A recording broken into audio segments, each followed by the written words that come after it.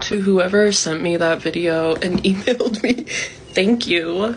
I'm sorry I was kind of rude, and I want to send you another email, but now I feel weird sending another one. So somebody sent me an email and they were like, I found out who's running those sleuth pages about you, which I literally would have never ever known that there were those pages unless somebody sent them to me. So whoever emailed me this morning, thank you so much for like letting me know, because I did need to know that about Sleuthy. Like, my God. It's so crazy that these people are still talking about me. Like, I live in such a different stratosphere now that, like, this is just insane. But anyways, it shows me how much I've actually moved on with my life and worked on myself. But again, like, please don't send me more stuff, I guess, unless it's like really important like that. Like, if you find out who's running a page about me or something, then definitely send it to me. But other than that, if people could just, like, I know people just wanted to let me know that there was this creepy snark page out there. So, but in general, I'm trying not to see anything like that. These people have absolutely zero power.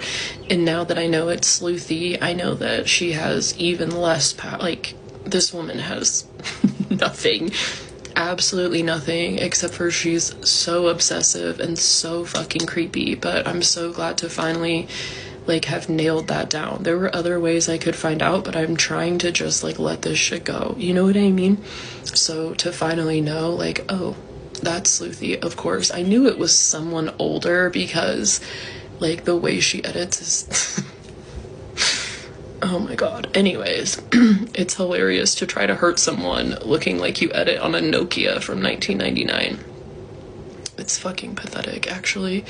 But yeah, I'm just gonna go over to YouTube and say what I want to say at some point, if I even feel like it. But if she thinks that she can just try to stalk me forever, like, she literally has another fucking thing coming.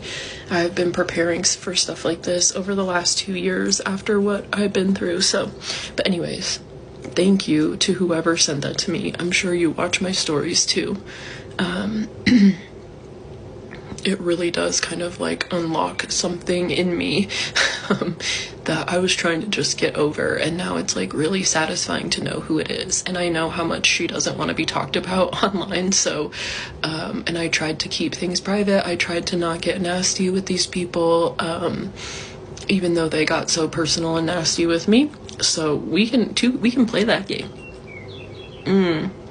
And imagine if I put Sleuthy's face all over TikTok and it went very, very viral. She would be so devastatingly upset. I know her, kind of. I mean, from the little contact I did have with her, I know a lot about her, and I know how obsessive she is, and now I know how morally bankrupt she is. Like, I really thought that you actually cared about the truth. And then somebody sent me, the same person sent me kind of like screenshots of those accounts, and like, you're talking about my friend who died, Sleuthy?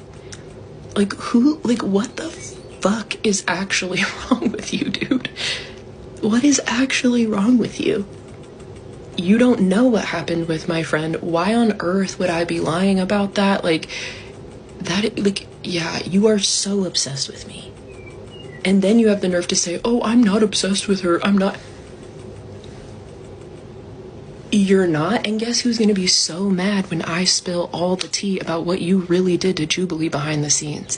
With Katie Felton, with Josh the Dad podcast, you were sending everybody all these files. You are the person that got Jubilee put in a psych ward, nobody else.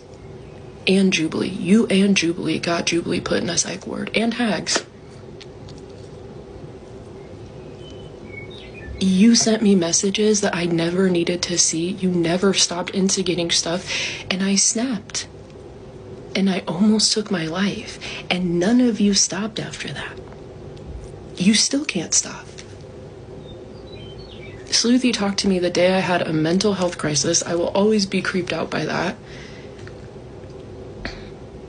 You heard me snap, Sleuthy.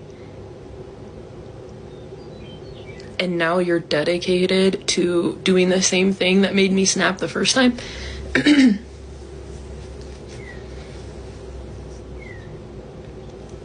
Over what? Politics? Bitch, you're mad that I'm not your friend. You're mad I never wanted to be your friend. And even though you say all the time, or you used to say, I go too far, I know that I go too far. I literally had to tell you guys, I will block you if you can't stop. And you messaged me and you were like, noted, noted, noted, Captain. You treated me like I was your everything, dude. It was weird. Oh my God. You're like, no, I understand, understood. You knew you were going too far. You watched everything that Jubilee did. You screen recorded everything that Jubilee did. And now you're screen recording everything that I do. You are the variable, Lonnie. You are the variable, not anybody else. Everybody else has their own issues. It's called being a human. But you won't look at yourself. And a year later, you're still sitting there talking about how you wanted to be my friend. Like, bitch, you are so...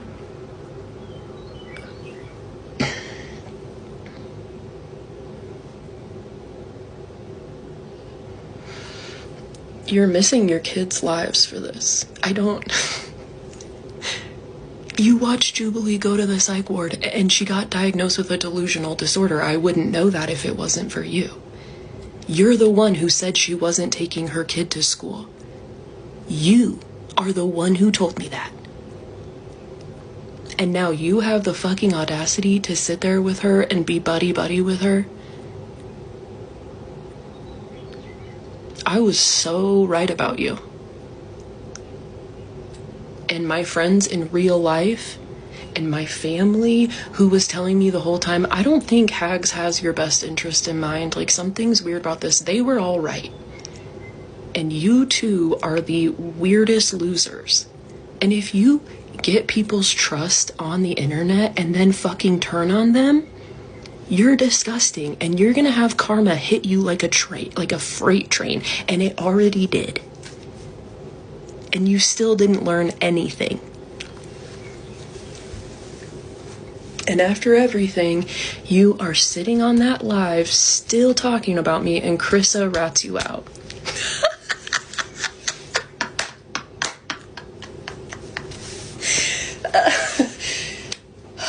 Lonnie,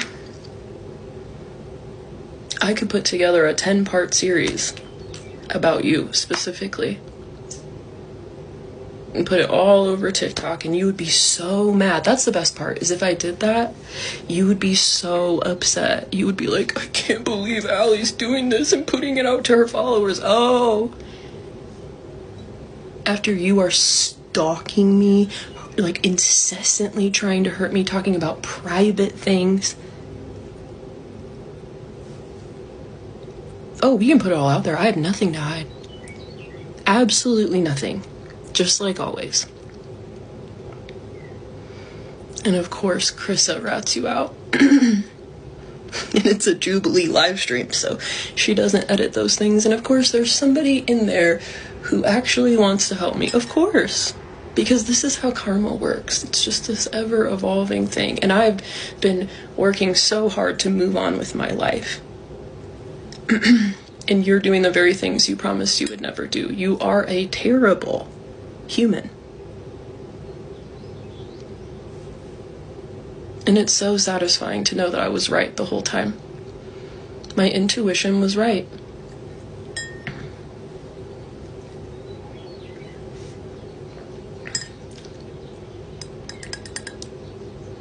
See you soon, Lonnie. And don't get mad when your personal business is all over the internet, you know? You want to play in this arena. Don't be mad when somebody plays back. Right?